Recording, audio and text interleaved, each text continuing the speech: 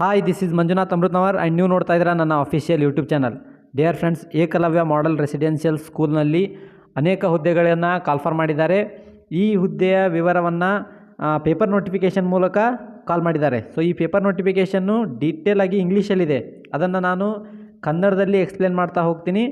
Explain ಮಾಡೋದಕ್ಕಿಂತ ಮುಂಚೆ, ಅಂದರೆ ವಿಡಿಯೋ ಸ್ಟಾರ್ಟ್ ಮಾಡೋದಕ್ಕಿಂತ ಮುಂಚೆ, ಈ ನೋಟಿಫಿಕೇಷನ್ ಇದೆ ಅಲ್ವಾ, ಅಥವಾ ಈ ಹುದ್ದೆಗಳಿದಾವಲ್ವಾ, ಇವು ಕಾಂಟ್ರಾಕ್ಟ್ ಬೇಸಿನ ಹುದ್ದೆಗಳು, ಅಂದರೆ ಗೆಸ್ಟ್ ಟೀಚರ್ಸ್ನ ಹುದ್ದೆಗಳಾಗಿರೋದ್ರಿಂದ ಬೇರೆ ಕಡೆ ನಂದೊಂದು ಸಜೆಷನ್ ಏನಂತ ಹೇಳಿದರೆ, ಬೇರೆ ಯಾವುದೋ ಸ್ಕೂಲಲ್ಲಿ ಅಥವಾ ಬೇರೆ ಗೆಸ್ಟ್ ಟೀಚರಾಗಿ 10,000 12,000ಕ್ಕೆ ದುಡಿಯೋದಕ್ಕಿಂತ ಇಂತಹ ಸ್ಕೂಲ್ಗಳಲ್ಲಿ ಗೆಸ್ಟ್ ಟೀಚರಾಗಿ ದುಡಿಯೋದು ತುಂಬ ಉತ್ತಮ ಅಂತ ನಾನು ಹೇಳ್ತೀನಿ. ಯಾಕಂತ ಹೇಳಿದರೆ ಸ್ಯಾಲ್ರಿ ಪ್ಯಾಕೇಜ್ ಕೂಡ ತುಂಬ ಚೆನ್ನಾಗಿದೆ.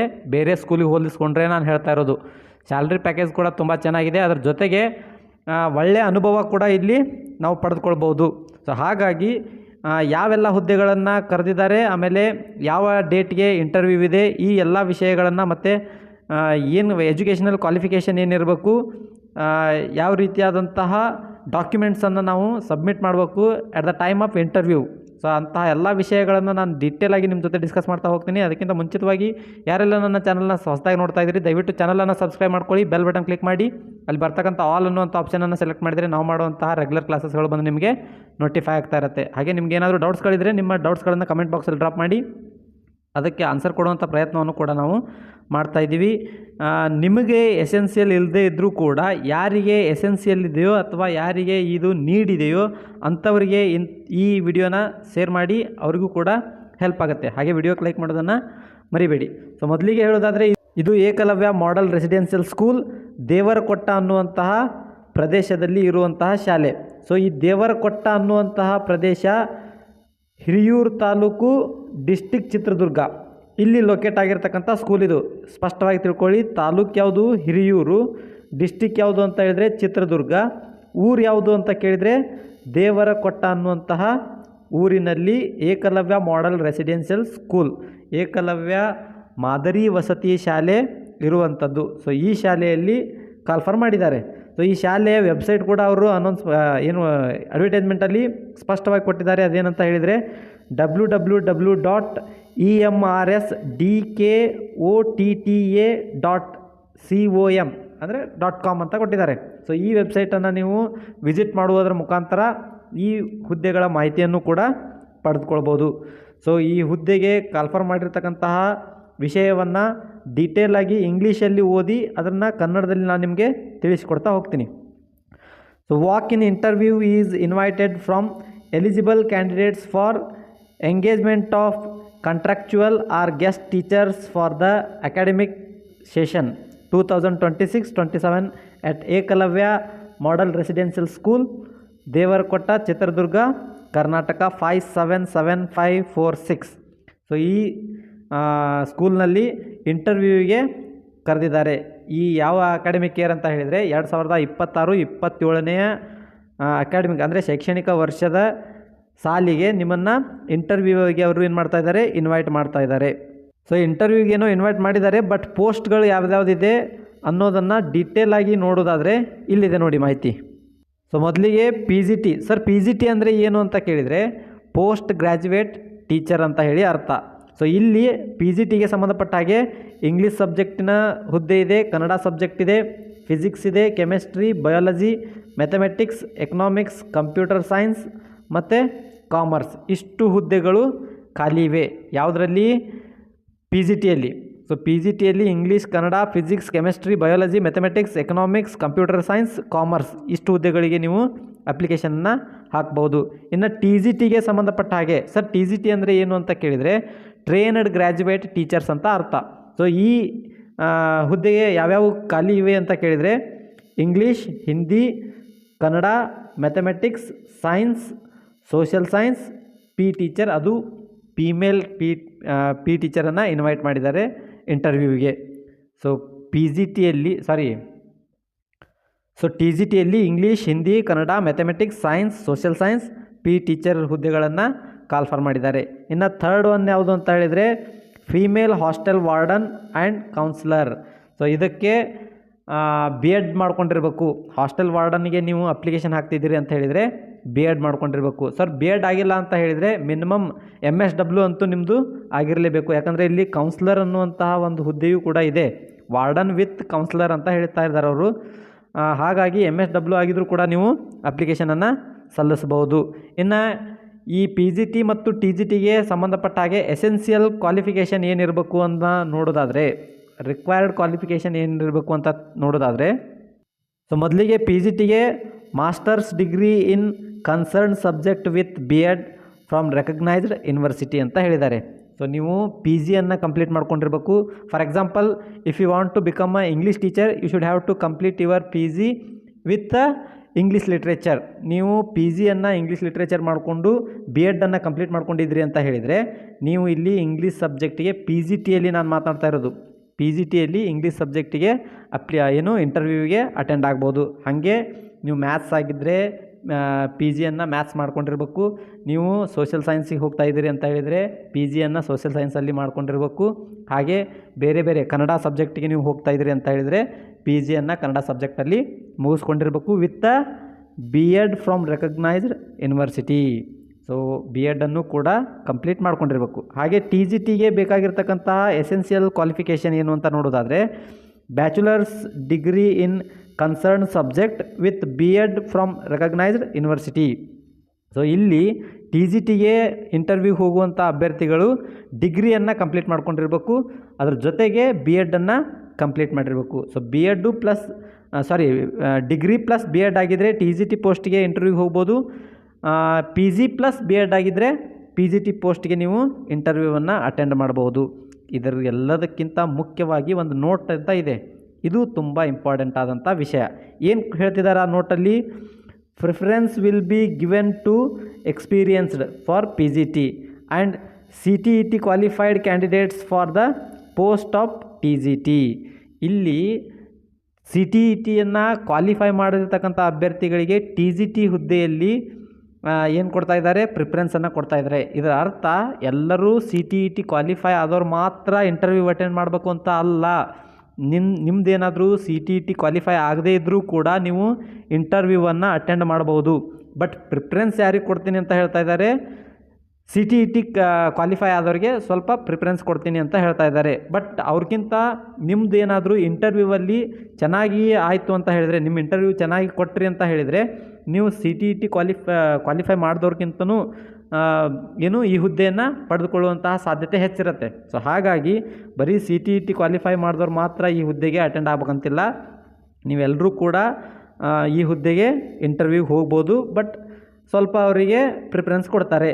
ಆಮೇಲೆ ಎಕ್ಸ್ಪೀರಿಯನ್ಸ್ ಇದ್ದವರಿಗೆ PGTಯಲ್ಲಿ ಸ್ವಲ್ಪ ಪ್ರಿಫರೆನ್ಸ್ ಕೊಡ್ತೀವಿ ಅಂತ ಹೇಳ್ತಾ ಇದ್ದಾರೆ. ಅಂದರೆ ಈಗ ಆಲ್ರೆಡಿ ಮೊದಲು ಯಾವುದಾದ್ರೂ ಸ್ಕೂಲಲ್ಲಿ PGTಯಲ್ಲಿ ವರ್ಕ್ ಮಾಡಿರ್ತಕ್ಕಂಥ ಕ್ಯಾಂಡಿಡೇಟ್ ಇದ್ದರೆ ಅಂಥವ್ರಿಗೆ ಸ್ವಲ್ಪ ಪ್ರಿಫರೆನ್ಸನ್ನು ಕೊಡ್ತೀವಿ ಅಂತ ಹೇಳ್ತಾ ಇದ್ದಾರೆ. ಇದರ ಅರ್ಥ ಅಂಥವ್ರನ್ನೇ ತೊಗೊಳ್ತೀವಿ ಅಂತ ಅಲ್ಲ. ನೀವು ಅವ್ರಿಗಿಂತ ಚೆನ್ನಾಗಿ ಇಂಟರ್ವ್ಯೂವನ್ನು ಕೊಟ್ಟರೆ, ನಿಮ್ಮ ಇಂಟರ್ವ್ಯೂ ಚೆನ್ನಾಗಾಯಿತು ಅಂತ ಹೇಳಿದರೆ ನಿಮ್ಮನ್ನೇ ತಗೊಳ್ಳುವಂತಹ ಸಾಧ್ಯತೆ ಇರುತ್ತೆ. ಸೊ ಹಾಗಾಗಿ ನೀವು ಎಕ್ಸ್ಪೀರಿಯನ್ಸ್ ಇರಲಿ ಅಥವಾ ಇಲ್ಲದೇ ಇರಲಿ, ನಿಮ್ಮ ಹತ್ರ CTET ಕ್ವಾಲಿಫೈ ಇರಲಿ ಅಥವಾ ಕ್ವಾಲಿಫೈಡ್ ಆಗದೇ ಇರಲಿ, ನೀವು ಈ ಇಂಟರ್ವ್ಯೂವನ್ನು ಅಟೆಂಡ್ ಮಾಡಿ ನಿಮ್ಮ ಇಂಟರ್ವ್ಯೂ ಚೆನ್ನಾಗಾಯಿತು ಅಂತ ಹೇಳಿದರೆ, ಅವ್ರಿಗೆ ಇಷ್ಟ ಆಯಿತು ಅಂತ ಹೇಳಿದರೆ, ನಿಮ್ಮ ಟೀಚಿಂಗ್ ಮೆಥಡ್ ಅವರಿಗೆ ಲೈಕ್ ಆಯಿತು ಅಂತ ಹೇಳಿದರೆ ನಿಮ್ಮನ್ನೇ ಸೆಲೆಕ್ಟ್ ಮಾಡುವಂಥ ಸಾಧ್ಯತೆ ಇರುತ್ತೆ.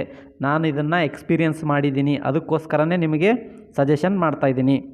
ಇನ್ನು ಡೇಟ್ ಆಫ್ ಇಂಟರ್ವ್ಯೂ ಯಾವಾಗ ಸರ್ ಅಂತ ಕೇಳಿದರೆ 28/3/2026 ಇಲ್ಲಿದೆ ನೋಡಿ.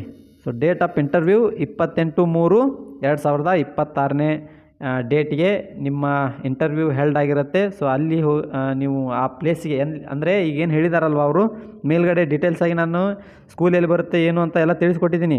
ಸೊ ಅಲ್ಲಿ ಹೋಗಿ ನೀವು ಇಂಟರ್ವ್ಯೂವನ್ನು ಅಟೆಂಡ್ ಮಾಡಬೇಕು. ಸೊ ಇಂಟರ್ವ್ಯೂ ಅಟೆಂಡ್ ಮಾಡ್ತೀವಿ, ನೀವು ಮೊದಲೇ ಹೇಳಿದ್ರಿ ಸ್ಯಾಲ್ರಿ ಗಿಲ್ರಿ ಎಲ್ಲ ಚೆನ್ನಾಗಿರುತ್ತೆ ಅಂತ ಹೇಳಿ. ಸೊ ಸ್ಯಾಲ್ರಿ ಎಷ್ಟಿರುತ್ತೆ ಅಂತ ಕೇಳಿದರೆ ರೆಮ್ಯುನರೇಷನ್ ಅಂತ ಕೊಟ್ಟಿದ್ದಾರೆ ನೋಡಿರಿ, ಗೌರವಧನ ಅಂತ ಏನು ಕರಿತೀವಿ, ಅಂದರೆ ಸ್ಯಾಲ್ರಿ. PGTಗೆ ಸಂಬಂಧಪಟ್ಟ ಹಾಗೆ ಸ್ಯಾಲ್ರಿ ಎಷ್ಟಿರುತ್ತೆ? 35,000 ಪರ್ ಮಂತ್, 35,000 ರೂಪಾಯಿ ಇರುತ್ತೆ ಪರ್ ಮಂತ್. ಇದು ಬೇರೆ ಗೆಸ್ಟ್ ಟೀಚರ್ಸ್ಗೆ ನೀವು ಹೋಲಿಸ್ಕೊಂಡು ನೋಡಿದರೆ ಬೆಸ್ಟ್ ಅಂತಲೇ ಹೇಳ್ಬೋದು. 35,000 ನಿಮಗೆ ಯಾವ ಗೆಸ್ಟ್ ಟೀಚರ್ಸಿಗೂ ಕೂಡ ಸಿಗಲ್ಲ ಈಗ ಬೇರೆ ಬೇರೆ ಸ್ಕೂಲಲ್ಲಿ ವರ್ಕ್ ಮಾಡುವಂಥವ್ರಿಗೆ. ಸೊ ಅದಕ್ಕಾಗಿ ನಾನು ಹೇಳ್ತಾ ಇರೋದು, ಇದು ಚಿತ್ರದುರ್ಗದಲ್ಲಿ ಇದ್ದರೂ ಕೂಡ ಎಷ್ಟೋ ಅಭ್ಯರ್ಥಿಗಳು 10-12 ಸಾವಿರಕ್ಕಾಗಿ ಅಲ್ಲಿ ಇಲ್ಲಿ ದುಡಿಯೋದಕ್ಕಿಂತ ಅಲ್ಲಿ ಹೋಗಿ ನೀವು ಕೆಲಸ ಮಾಡಿದರೆ ಪರ್ ಮಂತ್ ನಿಮಗೆ 35,000 ಸ್ಯಾಲ್ರಿ ಸಿಗುತ್ತೆ. ಅದ್ರ ಜೊತೆಗೆ ಅದು ರೆಸಿಡೆನ್ಷಿಯಲ್ ಸ್ಕೂಲ್ ಆಗಿರೋದ್ರಿಂದ, ಅಂದರೆ ಇವೆಲ್ಲ ಏಕಲವ್ಯ ಮಾಡೆಲ್ ರೆಸಿಡೆನ್ಷಿಯಲ್ ಸ್ಕೂಲ್ಗಳು ಇರ್ತಾವಲ್ವಾ, ಇವೆಲ್ಲವೂ ಕೂಡ ರೆಸಿಡೆನ್ಷಿಯಲ್ ಸ್ಕೂಲ್ಗಳಾಗಿರೋದ್ರಿಂದ ನಿಮಗೆ ಊಟ ಮತ್ತು ವಸತಿಯ ಸೌಲಭ್ಯವನ್ನು ಅವರು ಮಾಡಿಕೊಡ್ಲಿಕ್ಕೆ ರೆಡಿ ಇರ್ತಾರೆ. ಊಟ ಅಂತೂ ಅಲ್ಲೇ ಸಿಗುತ್ತೆ. ಆಮೇಲೆ ವಸತಿ ಸೌಲಭ್ಯವನ್ನು ಕೂಡ ಅವರು ಅಲ್ಲಿ ಅರೇಂಜ್ ಮಾಡಿಕೊಡುವಂಥ ಸಾಧ್ಯತೆ ಇರುತ್ತೆ. ಯಾಕಂದರೆ ಪ್ರಿನ್ಸಿಪಾಲ್ರು ಅಲ್ಲೇ ಎಲ್ಲ ಸ್ಟೇ ಆಗಿರ್ತಾರೆ, ಅವರೆಲ್ಲ ಕ್ವಾರ್ಟರ್ಸ್ ಅಲ್ಲೇ ಇರ್ತವೆ. ಹಾಗಾಗಿ ನಿಮಗೂ ದೂರಿನ ಊರಿನ ಅಭ್ಯರ್ಥಿಗಳಿದ್ರಿ ಅಂತ ಹೇಳಿದರೆ ಅಂತಹ ವ್ಯವಸ್ಥೆಯನ್ನು ಕೂಡ ಅವರು ಮಾಡಿಕೊಡ್ತಾರೆ. ಸೊ PGTಗೆ 35,000 ಪರ್ ಮಂತ್, TGT ಕ್ಯಾಂಡಿಡೇಟ್ಗಳಿಗೆ 33,000 per month as per NESTS norms ಅಂತ ಕೊಟ್ಟಿದ್ದಾರೆ. ಸೊ ಸೆಂಟ್ರಲ್ ಗೌರ್ಮೆಂಟಿಗೆ ಸಂಬಂಧಪಟ್ಟಂತಹ ಸ್ಕೂಲ್ಗಳಾಗಿರೋದ್ರಿಂದ ಇವು, ಸೊ ಅದಕ್ಕೆ ಸಂಬಂಧಪಟ್ಟಾದಂತಹ ರೂಲ್ಸ್ ಆ್ಯಂಡ್ ರೆಗ್ಯುಲೇಷನ್ಸಿಗೆ ಒಳಪಟ್ಟು PGT ಅವರಿಗೆ 35,000 ಪರ್ ಮಂತ್, TGT ಅವರಿಗೆ 33,000 ಪರ್ ಮಂತ್ ಇರುವಂತಹ ಸ್ಯಾಲ್ರಿ ಇರುತ್ತೆ, ರೆಮ್ಯುನರೇಷನ್ ಗೌರವಧನ. ಸೊ ನೆಕ್ಸ್ಟ್ ನೋಡಿ, candidates must bring Delhi filled curriculum vita with original certificate, self attested copies and 2 passport size photographs at the time of interview. The selection committee reserves the right to modify the selection process if required. ಇಲ್ಲಿ ಹೇಳ್ತಾ ಇರೋದು ಗಮನ ಇಟ್ಟು ನೀವು ಕೇಳಿ ಆಮೇಲೆ ಅರ್ಥ ಮಾಡ್ಕೋಬೇಕು. ಏನು ಹೇಳ್ತಾ ಇದ್ದಾರೆ, ಕ್ಯಾಂಡಿಡೇಟ್ ಮಸ್ಟ್ ಬ್ರಿಂಗ್ ಡಲ್ಲಿ ಫಿಲ್ಡ್ ಕರಿಕ್ಯುಲಮ್ ವಿಟಾ ಅಂತ ಹೇಳ್ತಾ ಇದ್ದಾರೆ. ಅಂದರೆ ನಿಮ್ಮ ರೆಸ್ಯೂಮ್, ಶಾರ್ಟ್ ಆ್ಯಂಡ್ ಸ್ವೀಟಾಗಿ ಹೇಳೋದಾದರೆ ಕರೆಕ್ಟಾಗಿರ್ತಕ್ಕಂತಹ ನಿಮ್ಮ ಒಂದು ರೆಸ್ಯೂಮನ್ನು ರೆಡಿ ಮಾಡಿಕೊಂಡು ಅದ್ರ ಜೊತೆಗೆ ಒರಿಜಿನಲ್ ಸರ್ಟಿಫಿಕೇಟ್ ಅಂತ ಹೇಳಿದ್ದಾರೆ. ನಿಮ್ಮ ಎಜುಕೇಷ್ನಲ್ ಡಾಕ್ಯುಮೆಂಟ್ಸ್ ಏನಿರ್ತಾವಲ್ವ, ಆ ಎಲ್ಲ ಎಜುಕೇಷ್ನಲ್ ಡಾಕ್ಯುಮೆಂಟ್ಸನ್ನು ಒರಿಜಿನಲ್ ಸರ್ಟಿಫಿಕೇಟನ್ನು ತೊಗೊಂಡು ಅದ್ರ ಜೊತೆಗೆ ಒಂದು ಸಟ್ಟು ನೀವೇನು ಮಾಡಬೇಕು, ಜೆರಾಕ್ಸ್ ಕಾಪಿಯನ್ನು ತೊಗೋಬೇಕು. ಆ ಒರಿಜಿನಲ್ ಸಟ್ಟಿನ ಜೆರಾಕ್ಸ್ ಕಾಪಿಯನ್ನು ತೆಗೆದುಕೊಂಡು ಅವುಗಳಿಗೆ ಸೆಲ್ಫ್ ಅಟೆಸ್ಟೆಡ್ ಕಾಪಿ ಅಂತ ಹೇಳ್ತಾ ಇದ್ದಾರೆ. ನೀವೇ ಆ ಎಲ್ಲ ಜೆರಾಕ್ಸ್ ಕಾಪಿಗೂ ಕೂಡ ನಿಮ್ಮ ಸಿಗ್ನೇಚರನ್ನು ಮಾಡಿಬಿಟ್ಟು ನೀಟಾಗಿ ಎಲ್ಲ ಡಾಕ್ಯುಮೆಂಟನ್ನು ಒಂದು ಕಡೆ ಜೋಡಿಸ್ಕೋಬೇಕು. ಅದಾದಮೇಲೆ 2 ಪಾಸ್ಪೋರ್ಟ್ ಸೈಜ್ ಫೋಟೋಗ್ರಾಫ್ಸ್ ಅಂತ ಹೇಳ್ತಾ ಇದ್ದಾರೆ. 2 ನಿಮ್ಮ ಪಾಸ್ಪೋರ್ಟ್ ಸೈಜ್ ಫೋಟೋಗಳನ್ನು ಅದರ ಜೊತೆಗೆ ತಗೊಂಡು ಹೋಗಬೇಕು. ಯಾವಾಗ ಸರ್ ಅಂತ ಕೇಳಿದರೆ, ಎಟ್ ದ ಟೈಮ್ ಆಫ್ ಇಂಟರ್ವ್ಯೂವಿಗೆ ಹೋಗುವಂಥ ಸಂದರ್ಭದಲ್ಲಿ 2 ಪಾಸ್ಪೋರ್ಟ್ ಸೈಜ್ ಫೋಟೋಸ್, ನಿಮ್ಮ ಒರಿಜಿನಲ್ ಡಾಕ್ಯುಮೆಂಟ್ಸ್, ಅದ್ರ ಜೊತೆಗೆ ಒಂದು ಸಟ್ಟು ಜೆರಾಕ್ಸ್ ಕಾಪಿಯನ್ನು ತೊಗೊಂಡು ಹೋಗ್ಬೇಕು. ಅದು ಸೆಲ್ಫ್ ಅಟೆಸ್ಟೆಡ್ ಆಗಿರಬೇಕು. ಸೊ ಹಿಂಗೆಲ್ಲ ಮಾಡಿಕೊಂಡು ಇಂಟರ್ವ್ಯೂವನ್ನು ನೀವು ಅಟೆಂಡ್ ಆಗಿ. ಸರ್ ಇಂಟರ್ವ್ಯೂ ಯಾವಾಗ ಇನ್ನೊಂದು ಸರಿ ಹೇಳಿ ಅಂತ ಹೇಳಿದರೆ, 28/3/2026 ಡೇಟಿಗೆ, 28/3/2026 ಇಂಟರ್ವ್ಯೂ ಇರುತ್ತೆ. ನೀವು ಆ ಸ್ಕೂಲಿಗೆ ಹೋಗಿ ಇಂಟರ್ವ್ಯೂವನ್ನು ಅಟೆಂಡ್ ಮಾಡಬೇಕು. ಲಾಸ್ಟಿಗೆ ಏನು ಹೇಳ್ತಾ ಇದ್ದಾರೆ ಅವರು, selection committee reserves the right to modify the selection process if required. ಆ ಸೆಲೆಕ್ಷನ್ ಕಮಿಟಿ ಇರುತ್ತಲ್ವ, ಅವ್ರಿಗೇನಾದರೂ ಮಾಡಿಫೈ ಮಾಡಬೇಕು ಅಂತ ಅನಿಸಿದರೆ they have all the right to modify the selection process ಅಂಥೇಳಿ ಹೇಳ್ತಾ ಇರೋದು. ಸೊ ಹಾಗೇನಾಗಲ್ಲ. ಈಗ ಇಲ್ಲಿ ಏನು ಕೊಟ್ಟಿದ್ದಾರಲ್ವ, ಈಗ ಇಲ್ಲೇನು ರೂಲ್ಸ್ ಆ್ಯಂಡ್ ರೆಗ್ಯುಲೇಷನ್ಸ್ ಕೊಟ್ಟಿದ್ದಾರೆ ಅಥವಾ ಏನೆಲ್ಲ ನಿಮ್ಮ ಎಸೆನ್ಷಿಯಲ್ ಕ್ವಾಲಿಫಿಕೇಷನ್ ಬಗ್ಗೆ ಡೀಟೇಲ್ಸ್ ಕೊಟ್ಟಿದ್ದಾರೆ, ಇದೇ ಇರುತ್ತೆ. ನೀವು ಇದೇ ಆಧಾರದ ಮೇಲೆ ನೀಟಾಗಿ ನಿಮ್ಮ ಡಾಕ್ಯುಮೆಂಟ್ಸನ್ನು ತೊಗೊಂಡು Eklavya model residential school Devarakotta ಅನ್ನುವಂತಹ ಪ್ರದೇಶ, ಇದು ಏನು ಸ್ಥಳಕ್ಕೆ ಹೋಗಬೇಕು. ತಾಲೂಕು ಯಾವುದು, ಹಿರಿಯೂರಾಗಿರುತ್ತೆ, ಡಿಸ್ಟಿಕ್ ಚಿತ್ರದುರ್ಗ. ಇಲ್ಲಿ ಹೋಗಿ ಆ ಸ್ಕೂಲಲ್ಲಿ ಇಂಟರ್ವ್ಯೂವನ್ನು ಅಟೆಂಡ್ ಆಗಿ, ಇಂಟರ್ವ್ಯೂ 28/3/2026.